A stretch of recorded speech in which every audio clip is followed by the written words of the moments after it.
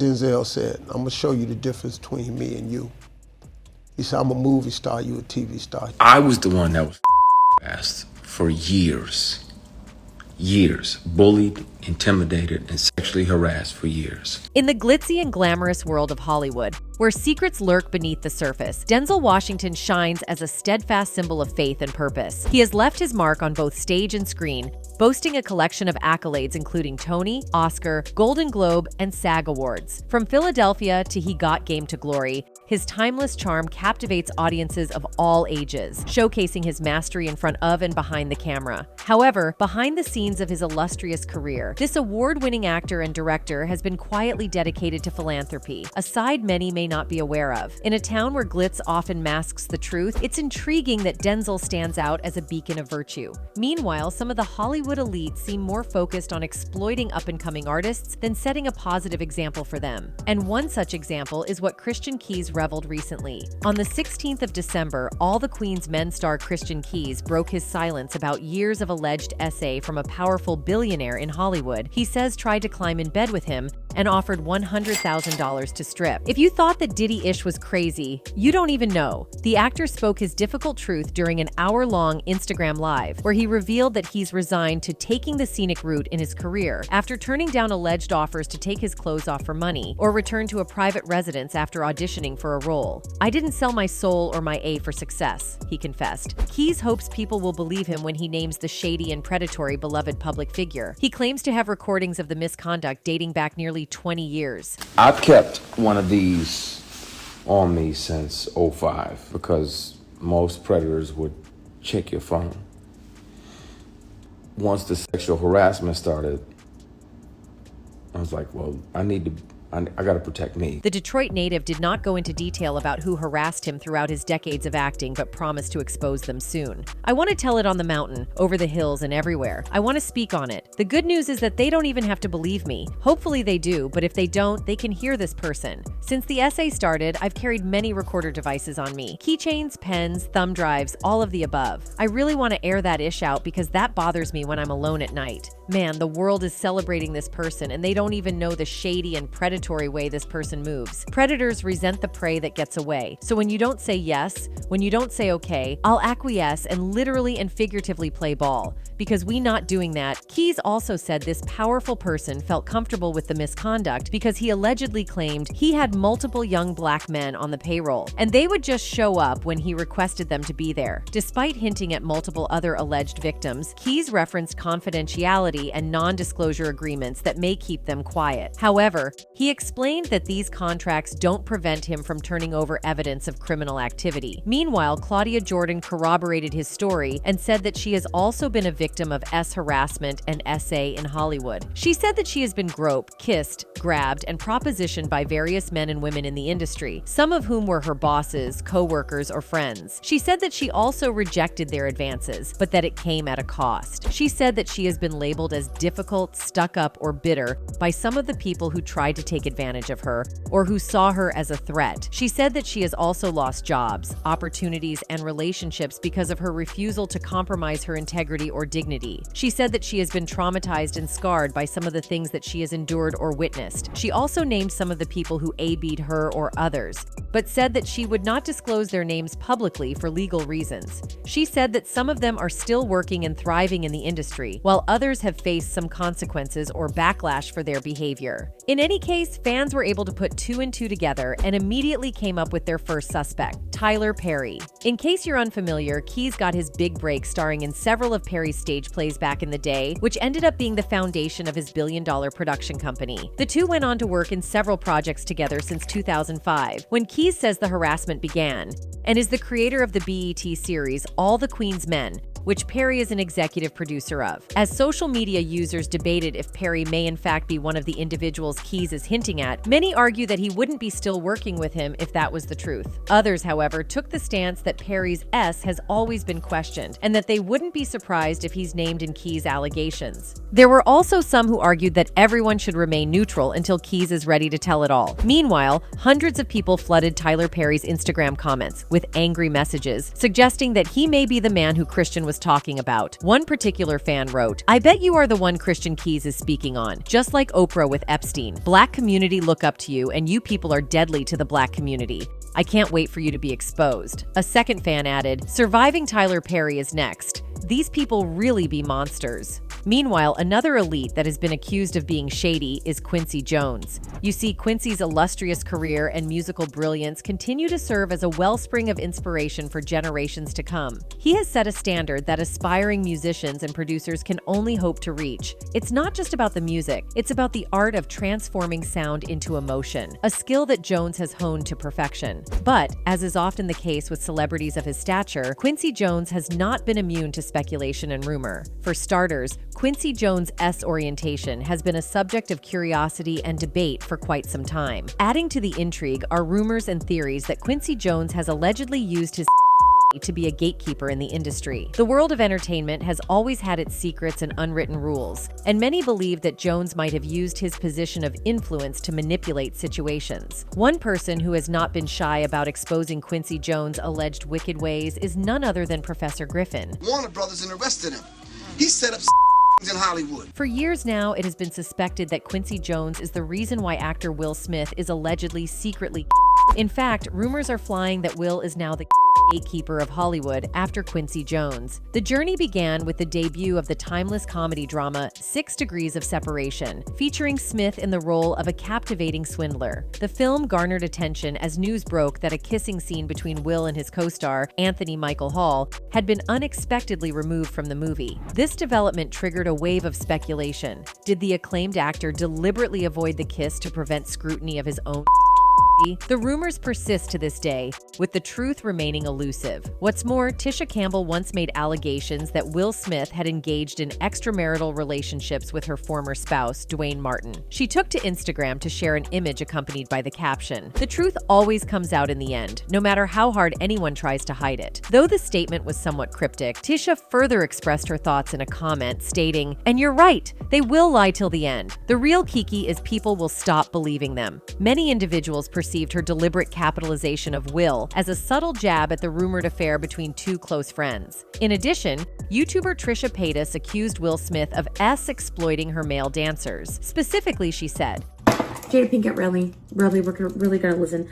How about worry about your daughter being naked in bed at 13 with her 20-year-old boyfriend on the internet? Hurry up that." Another artist who allegedly found himself in the hands of Quincy Jones is Tevin Campbell. Tevin Campbell shot to stardom as a 15-year-old pop soul singer. He made records with two of the most respected names in pop, Quincy Jones and Prince. But it seems touching the hem of the greats came at a horrible price for the singer. The teenager attracted considerable attention in the early 90s with his 2 lead vocals on Jones' Grammy-winning Back on the Block album, and then virtually stole the show from Prince with his stirring singing on Round and Round, the most appealing number from the Minneapolis Marvel's Graffiti Bridge soundtrack. The star-making machinery showed the world what he had to offer with the release of his own album, Tevin, on Jones Quest Records. And sure enough, Tevin did sound like a young Stevie Wonder at the time, particularly with his singing on the lush ballad Tell Me What You Want Me to Do, which was in the pop and R&B top 40 nationally in 1991. Though at the time, there was always the danger of backlash when young artists were so highly praised, Jones and Benny Medina, the executive producers of the album, weren't nervous about setting high expectations. Jones even good-naturedly called the singer Tevin the Great. It seems that might have been an inside joke between Jones and Tevin because, as the news would have it shortly after his album blew up, word started to spread about how the relationship between the pair was far from professional. The talks at the time had people asking a lot of questions, as was the case with this user who wrote, "Did Quincy Jones make Tevin Campbell gay?" Known for his hit song, "Can We Talk for a Minute?" Tevin recently decided to get in front of the narrative about his past and what it was like for him coming up in the industry. And boy, did he talk for a lot more than a minute. And I started this when I was 12 years old, so I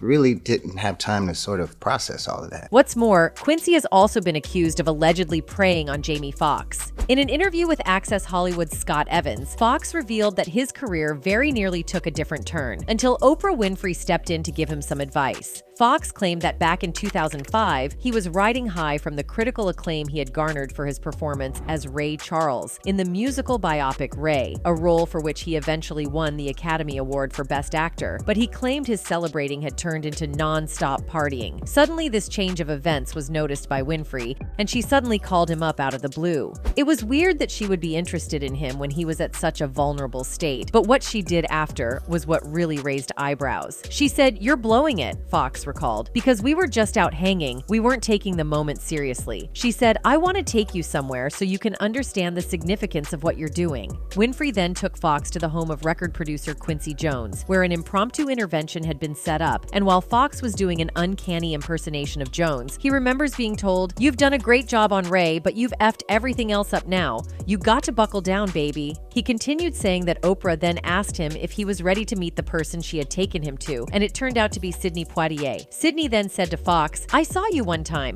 You were at a party. Do you remember that?" Foxx said, "I was like, yes." And he says, "When I watched your performance, it made me grow artistically 2 inches." Another Hollywood bigwig who has acted as a gay gatekeeper for Hollywood for the longest time is Clive Davis. Clive Davis has made quite a name for himself with his music productions, but now he's being talked about more for his endeavors. After having married and divorced twice, Clive decided he needed to go on a journey of self-discovery to find out if he could be attracted to men too. I opened up myself after the failure of my second marriage, never having had anything with a man, to see, could I be attracted to the person and not... This soul-searching made him realize that he wasn't as straight as he had imagined himself to be for 50 years of his life. And not the gender. And I did find that I could be attracted to a man, while I still am very attracted. After Clive had this realization, he decided he was at that point in his life where he wanted to be with a man. Then, in 1990, he entered into a monogamous relationship with an unnamed male doctor.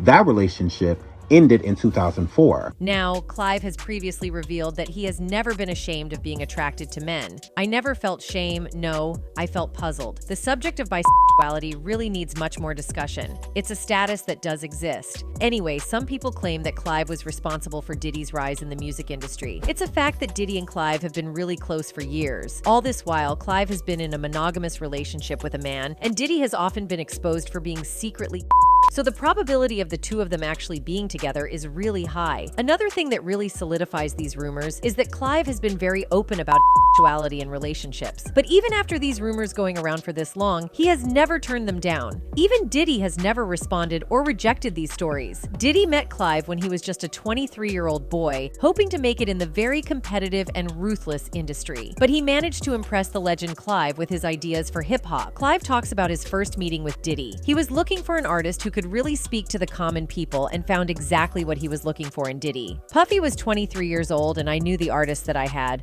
Aretha, Dion, Whitney was one kind of music, Davis says. LaFace ushered in blue-collared R&B at its height. But sensing the hip-hop revolution, both L.A. Reid and I agreed that we could use someone really attuned to the street. You gotta know what you can do for yourself, and you gotta know when you need to look to other people. At that time, Diddy worked under Andre Hall at Uptown Records, but things turned out quickly for him now that he had met Clive Davis. He managed to impress Clive with his words, as Clive recalls. "When I met with Puffy, he articulated that hip-hop should be part of the top 40 mainstream, and that the business would change in the future. And I said, what have you got to illustrate that point? And he played me Craig Max Flava in your ear, and he played me the then unknown artist that he felt and believed so strongly. He played me 4 or 5 cuts from Notorious Big. This was enough to sell his vision to Clive, as he immediately told Diddy that had proved his point. I said, okay, you proved your point. That's when I introduced him to the weekly, what we called singles meetings. I introduced him to an executive there as someone who would help lead us to the street and share in the forthcoming hip-hop revolution.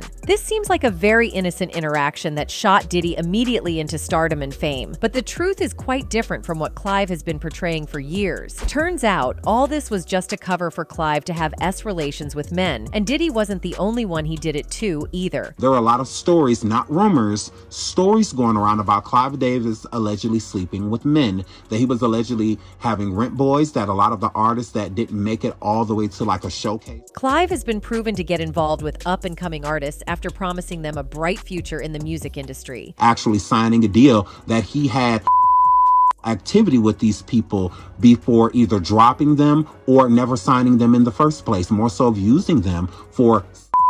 It seems like Diddy escaped the fate of being discarded after having a relationship with Clive, as Clive did help him in setting up his own record label, Bad Boy Records, and continued to fund it for years. Diddy hasn't been shy to pursue other rappers and male artists either. He even once tried to get with 50 Cent, but the rapper quickly turned him down. Chris Lighty's wedding, he told me to take me shopping.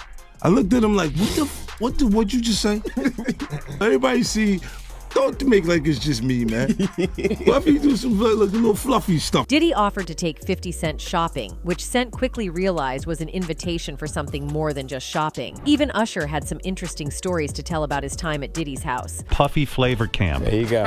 To learn Flavor Camp. Yeah, Flavor that's camp. what it was called. Well, very curious things taking place. And I didn't necessarily understand. Usher revealed he was exposed to S, drugs, and orgies when he was just a teenager of 14 years. Diddy once accidentally mentioned waking up next to Usher in a video. It's my brother right here from day one. We used to wake up and, damn, pause, but like, check this out.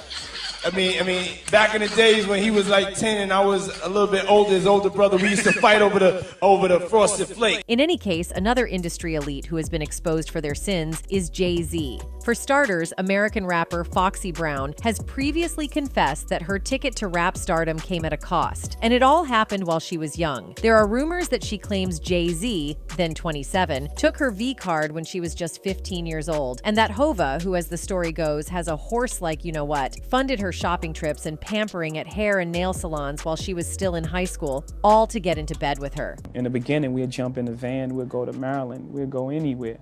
You know what I'm saying? But wait, there's more. Allegedly, Jay-Z, according to Foxy, has a thing for trans people. The claim is that she said she discovered this after one began calling and harassing her shortly after Jay-Z gave her the G infection. I think about what I'm gonna say. Okay. You know what I'm saying? I think about what I'm gonna do. Allegedly, she claimed that during one of her S sessions with Jay-Z, there had been a video recording involved. This session was far from private, as another high-profile individual was allegedly present, none other than the multi-talented Jamie Foxx, who played the role of Wanda in the iconic sketch comedy show In Living Color. It appears Foxy's supposed account ventured into even murkier territory when she allegedly disclosed that Jay-Z had compelled her to sign multiple non-disclosure agreements or gag orders related to an intimate encounter that involved all three of them, herself, Jamie Foxx, and Jay-Z. She asserted that this encounter was, in fact, a threesome. The sensational twist in this story occurred when, shortly after this incident, the alleged videotape of that supposed particular rendezvous